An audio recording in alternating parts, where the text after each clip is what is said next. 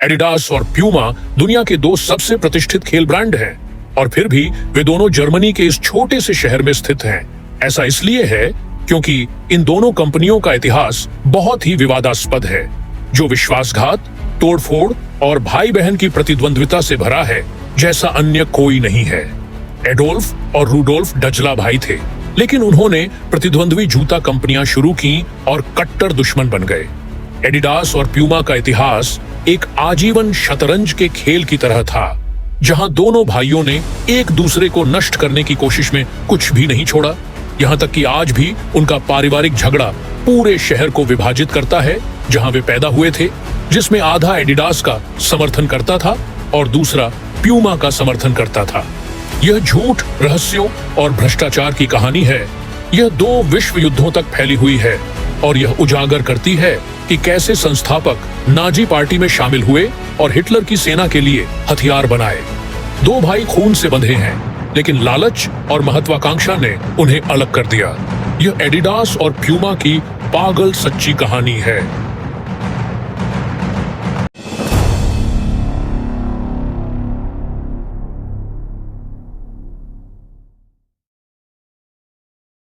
एक 1898 में रूडोल्फ डासलर, जिसे रूडी के नाम से जाना जाता था, एक गरीब परिवार में पैदा हुआ। उसके 2 साल बाद ही उसके भाई एडोल्फ का जन्म हुआ, जिसे एडी के नाम से जाना जाता था। और यह कहना उचित है कि दोनों भाइयों के लिए यह एक कठिन बचपन था। वे जर्मनी के एक छोटे से शहर में रहते थे जो अपने जूते बनाने वाली फैक्ट्रियों के लिए जाना जाता था। उनकी माँ ने कपड़े धोने का व्यवसाय चलाया। वह लोगों के कपड़े साफ करती थी और फिर रूडी और एडी उन्हें पूरे शहर में पहुंचाते थे, और इस तरह वे जल्दी ही एले लड़कों के रूप में जाने जाने लगे। दोनों लड़कों को प्रथम विश्व युद्ध में लड़ने के लिए जर्मन सेना में भर्ती किया गया, और जब तक वे घर लौटे तब तक उनकी मां के कपड़े धोने के व्यवसाय ने सभी ग्राहक खो दिए थे। युद्ध ने जर्मनी की अर्थव्यवस्था को नष्ट कर दिया था और स्थिति खराब दिख रही थी विभिन्न आयोजनों के लिए। रूडी ने हर स्पोर्ट्स क्लब में डैजलर जूते बेचे जो उन्हें मिल सकते थे। रास्ते में कुछ बड़ी बाधाएं थीं, इसलिए एडी ने सोचा कि यदि वह स्पाइक जूते विशेष रूप से दौड़ने के लिए बनाता है तो यह एथलीटों को बहुत बड़ा फायदा देगा।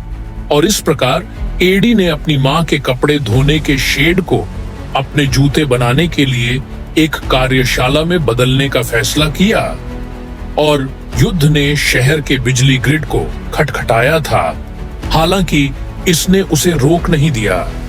जूते बनाने के लिए आवश्यक सामग्री खरीदने के बजाय एडी ने पुराने युद्ध क्षेत्रों को छानने में दिन बिताए। जो भी सामग्री मिल सकती थी उसने हेलमेट से चमड़े की पट्टियों, टूटे हुए पैराशूट से तार और मूल रूप से वह कुछ भी इस्तेमाल किया जो वह बिजली की कमी के लिए जूते बनाने के लिए पा सकता था। एडी रचनात्मक हो गया। उसने एक चमड़े के ट्रिमर को एक साइकिल के पहिए से जोड़ा और अपने एक दोस्त को पैडल नौकरी और एडी के साथ काम करने के लिए। रूडी अपने भाई की तुलना में बहुत अधिक बहिर्मुखी और करिश्माई था, इसलिए वह बिक्री पर ध्यान केंद्रित करता था, जबकि एडी को खेल पसंद था और डिजाइन के साथ पूर्णता थी, इसलिए वह जूते बनाने पर ध्यान केंद्रित करता था। और इस तरह ऐसा लगता था कि साथ में वे एक महान टीम बनाएंगे। इसलिए 1924 में उन्होंने आधिकारिक तौर पर डजला भाइयों के खेल के जूते का कारखाना शुरू किया। बेशक कोई भी यह अनुमान नहीं लगा सकता था कि यह संयुक्त उद्यम परिवार को अलग कर देगा और दो वैश्विक जूता साम्राज्यों की ओर ले जाएगा।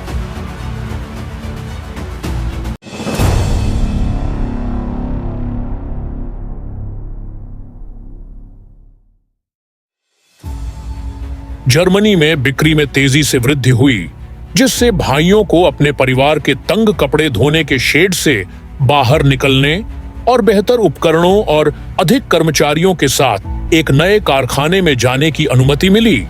अब वे उच्च गुणवत्ता वाले जूते बना सकते थे और फुटबॉल के जूते में भी विस्तार कर सकते थे, जो कि सही समय था क्योंकि देश भर में फुटबॉल तेजी से लोकप्रिय हो रहा था। रूडी ने कई फुटबॉल क्लबों को मुफ्त जोड़े दिए, यह जानते हुए कि एक बार वे गुणवत्ता देख लेंगे तो वे और अधिक चाहेंगे। लेकिन फिर हिटलर सत्ता में आया और कुछ भी वैसा नहीं रहा।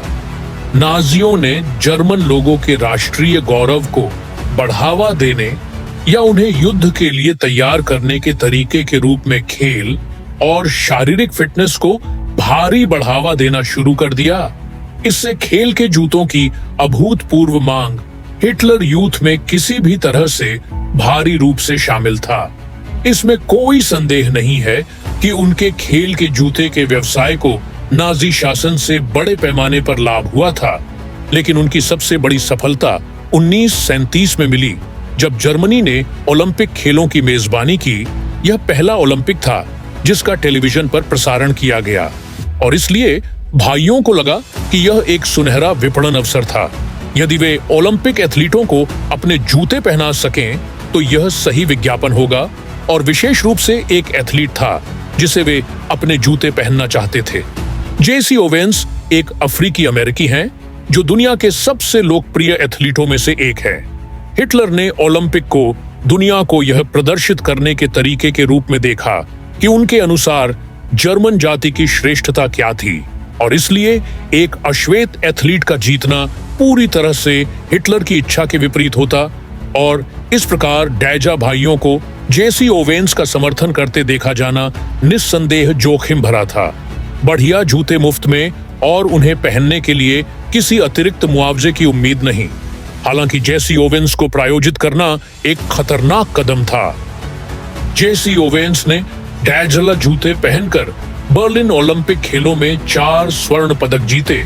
हिटलर निश्चित रूप से क्रोधित था, क्योंकि यह आर्यन जाति के सर्वोच्च होने के उसके प्रचार के पूरी तरह खिलाफ था। लेकिन निस्संदेह यह भाइयों के लिए एक अविश्वसनीय प्रचार था, क्योंकि ओलंपिक में सर्वश्रेष्ठ एथलीट उनके जूते पहन रहे थे। इस प्रचार के कारण भाइयों को जल्द ही दुनिया भर से ऑर्डर मिलने लगे। सतह पर उनकी कंपनी के लिए सब कुछ बहुत अच्छा लग रहा था। हालांकि पर्दे के पीछे दोनों भाइयों के बीच तनाव बढ़ने लगा था, और ओलंपिक के बाद अंत की शुरुआत होगी।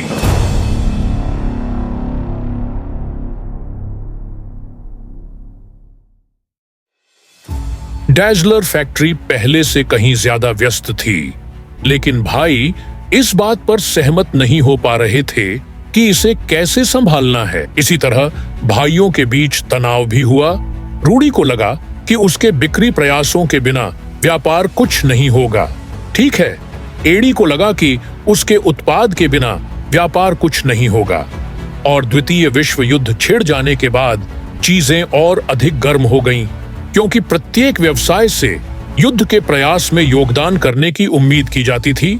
इसलिए डैजर शू नाजी सैनिकों के लिए जूते और हथियारों का निर्माता बन गया।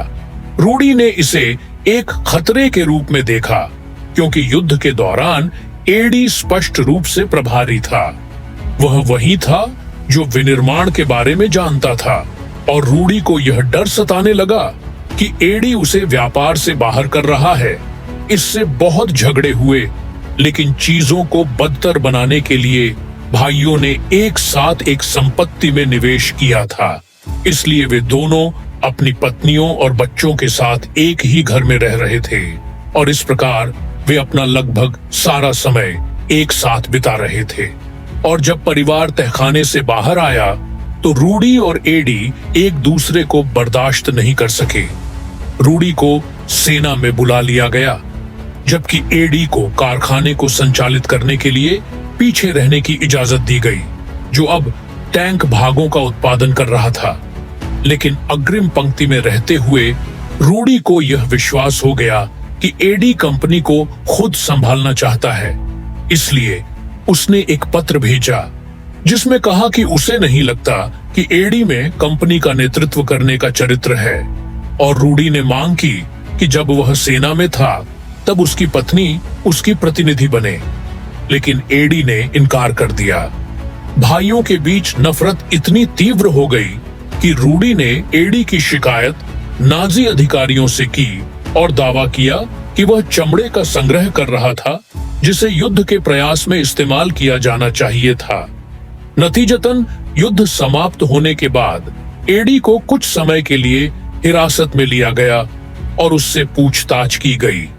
पहचान की प्रक्रिया शुरू हुई, जहां अमेरिकियों ने जर्मन लोगों को यह पता लगाने के लिए परीक्षण के लिए ले रूडी की गिरफ्तारी उन्हें प्राप्त हुई। एक गुप्त सूचना के कारण हुई थी और इसलिए रूडी को विश्वास था कि यह एडी ही थी जिसने उससे छुटकारा पाने के लिए उसे अमेरिकियों के पास भेज दिया था। जब रूडी को अंततः जेल से रिहा किया गया तो आदिब अपने स्वयं के मुकदमे से गुजर रहा था, जहां उस पर युद्ध से मुनाफाखोरी करने का संदेह था और रूडी ने उसके खिलाफ गवाही देने का मौका नहीं गंवाया। बेशक एडी ने सब कुछ नकार दिया और अंततः दोनों भाइयों को बरी कर दिया गया, लेकिन जो कुछ भी हुआ था उसके बाद वे अब भाई नहीं रहे, वे कट्टर दुश्मन थे। यहां तक कि रूडी और एडी की पत्नी के बीच कथित संबंध की भी अफवाहें थीं। और यही समस्या है, इतने सारे आरोप थे कि वास्तव में क्या सच है यह जानना कठिन है। जो हम निश्चित रूप से जानते हैं वह यह है कि सभी झगड़ों और विश्वासघात के बाद भाई एक दूसरे को बर्दाश्त नहीं कर सकते थे।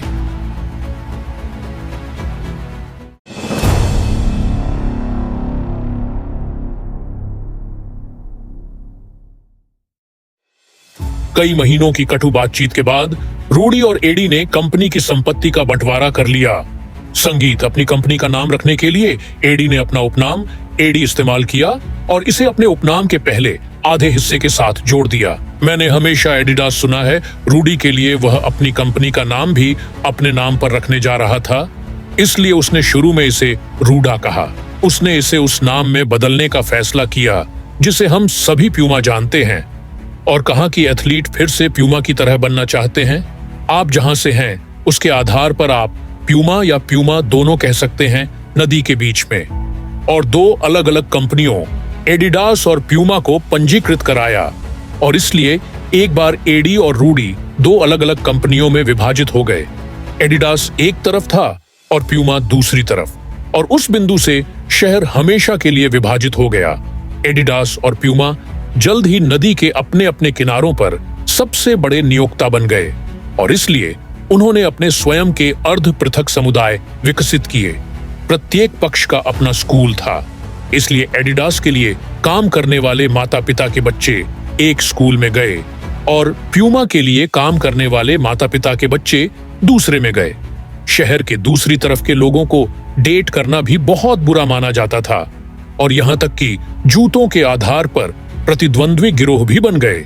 शहर के एडिडास की तरफ प्यूमा पहनना व्यावहारिक रूप से अपराध था और इसके विपरीत अंततः भाई का गृहनगर मुड़ी हुई गर्दन वाले शहर के रूप में जाना जाने लगा। वे एक जैसे दिखते थे, लेकिन एडी ने दौड़ने के जूतों को अधिक स्थिर बनाने के लिए उनके किनारों पर 3 चमड़े की पट्टियां जोड़ दी थीं। 1949 में एडी ने इन चमड़े की पट्टियों को सफेद रंग से रंगना शुरू किया, जिससे उनका जूता तुरंत अलग दिखने लगा और लोगों को यह लुक बहुत पसंद आया। अब जबकि एडिडास और प्यूमा के जूते अलग दिखते हैं और एक बड़ा अवसर आ रहा था, जर्मनी युद्ध के बाद से अपने पहले विश्व कप के लिए तैयार हो रहा था।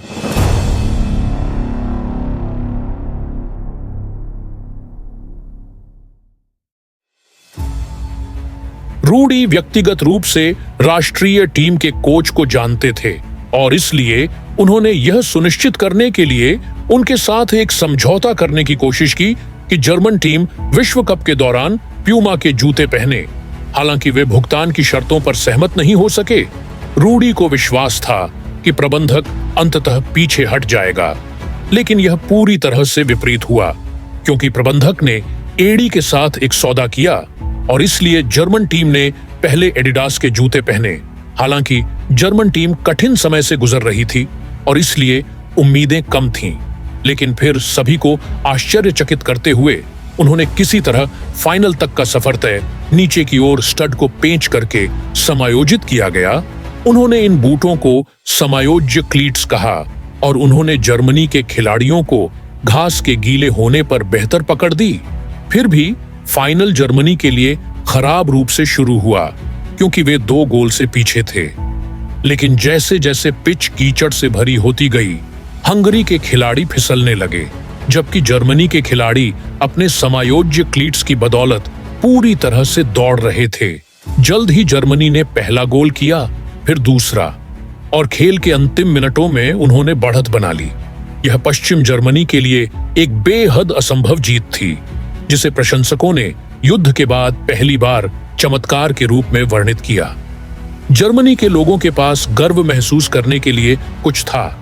यह देश के सबसे उत्थानशील सांस्कृतिक क्षणों में से एक था, और चूंकि टीम ने एडिडास के जूते पहनकर जीत हासिल की थी, इसने एडी को एक प्रकार का राष्ट्रीय नायक बना दिया। अफवाह फैली कि कस्टम अधिकारियों को एडिडास द्वारा प्यूमा के शिपमेंट को न जाने देने के लिए रिश्वत दी गई थी, ताकि अधिकांश एथलीट एडिडास के जूते पहने। रूडी इस बात से गुस्से में थे कि एडिडास को प्रसिद्धि मिल रही थी, और अगले कुछ वर्षों में एडिडास और प्यूमा हर अवसर पर एक दूसरे से आगे निकलने की कोशिश करते रहे। रूडी और एडी के बदला लेने से प्रेरित झगड़े ने उन्हें अपने व्यवसायों का आक्रामक रूप से विस्तार करने के लिए प्रेरित किया। दोनों कंपनियों ने विदेशों में अपने जूते बेचने शुरू कर दिए, और फिर उन्होंने शॉर्ट्स, मोजे और स्नीकर्स जैसे अन्य उत्पाद भी बेचने शुरू कर दिए। जो भी एक कंपनी करती थी, वैसा ही दूसरी भी करती थी, और दोनों कंपनियों के तेजी से विस्तार के साथ दोनों भाइयों ने उनकी मदद करने के लिए अपने बेटों को शामिल कर लिया। इसलिए एडी के बेटे एच ने एडिडास के लिए निर्णय लेना शुरू कर दिया, और रूडी के बेटे अरमान ने प्यूमा के लिए निर्णय लेना शुरू कर दिया, चकाचौंध की नई पीढ़ी के साथ।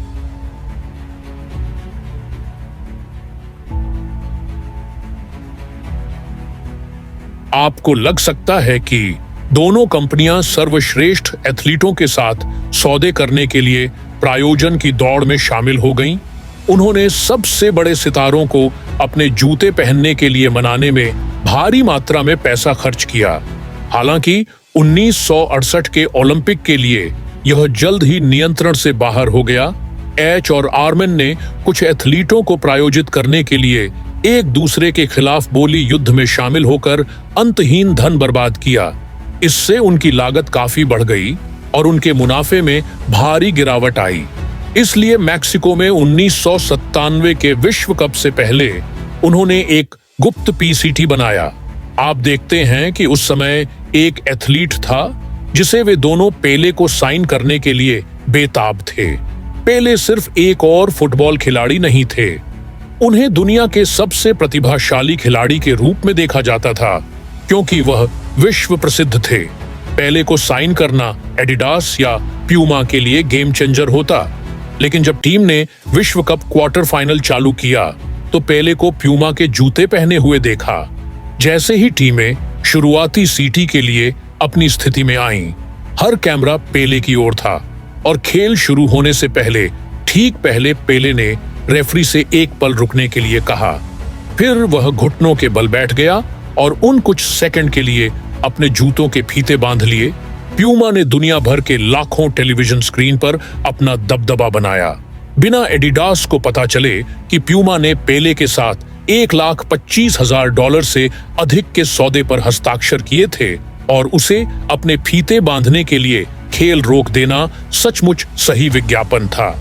पेले ने ब्राजील को विश्व कप में जीत दिलाई, जिसने प्यूमा की वैश्विक प्रतिष्ठा को ऊंचा किया और उनके जूतों को आने वाले वर्षों के लिए वैश्विक बेस्टसेलर बना दिया। जाहिर है, एच इस बात से बाद में दोनों भाइयों को उनके शहर के कब्रिस्तान में दफनाया गया, लेकिन विपरीत छोर पर। इसलिए मृत्यु के बाद भी वे अभी भी जीवित हैं। एडिडास और प्यूमा दोनों ने अपने संस्थापकों को खो दिया था, और उनके बिना उनके बेटों एच और आर्मेन को मेजबान के नेतृत्व करने में कठिन समय का सामना करना पड़ा। एडिडास ने प्रायोजन, सौदों और प्यूमा से अधिक खर्च करने पर इतना ध्यान केंद्रित किया कि उन्होंने अपना लगभग सारा पैसा खर्च कर दिया, और पूरी तरह से भूल गए कि उनके ग्राहक वास्तव में किस चीज की परवाह करते हैं। इस बीच आर्मी के नेतृत्व में प्यूमा ने केवल एडिडास के पैमाने पर विस्तार करने पर ध्यान केंद्रित किया, जो नहीं हुआ, और इसके कारण उनके उत्पाद की गुणवत्ता प्रभावित हुई। 70 के दशक के अंत और 80 के दशक की शुरुआत दोनों कंपनियों के लिए एक भयानक समय था और 1989 तक वे दिवालियापन के कगार पर थे। इसलिए उन्होंने दोनों को निजी निवेशकों को बेच दिया। अब एडिडास और प्यूमा किसी और की समस्या थे, लेकिन उन्हें पुनर्जीवित करना आसान नहीं होगा गंभीर एथलीटों के लिए, लेकिन इसे फिर से कूल भी बनाएं। इसलिए उन्होंने प्रेडेटर बूट जैसे अभिनव नए उत्पाद बनाने और डेविड बेकहम, कोबे ब्रायंट और आंद्रे अगासी जैसे स्टार एथलीटों के साथ साझेदारी करने पर ध्यान केंद्रित किया। 2006 तक एडिडास पहले से ही बेहतर स्थिति में था, इसलिए लू ड्रॉस ने रीबॉक को 3 अरब 8 खरब में खरीद लिया और 2013 में उन्होंने कान्ये वेस्ट के साथ भागीदारी करके यीजीज बनाया, जो अपने आप में एक $1 बिलियन ब्रांड बन गया। इसलिए लू ड्रॉस का धन्यवाद कि एडिडास नाइके के खिलाफ लड़ सका, और अब यह पहले से कहीं बड़ा था। प्यूमा के लिए इसे 1993 में यानिट्स नामक एक युवा जर्मन कार्यकारी ने खरीद लिया और उन्होंने एक बहुत ही अलग दृष्टिकोण अपनाया। प्यूमा एडिडास से छोटा था, इसलिए एक बार जब जेट ने सुनिश्चित कर लिया कि वे गुणवत्ता वाले उत्पाद बना रहे हैं, तो उन्होंने फॉर्मूला वेयर जैसे आला बाजारों में प्रवेश फैशन के क्षेत्र में एक विद्रोही खिलाड़ी अपने जेट्स के कारण प्यूमा ने 2000 के दशक के मध्य तक $1 अरब के ब्रांड का दर्जा पुनः प्राप्त कर लिया था, और अब यह एडिडास और नाइकी के बाद दुनिया की तीसरी सबसे बड़ी खेल परिधान कंपनी है।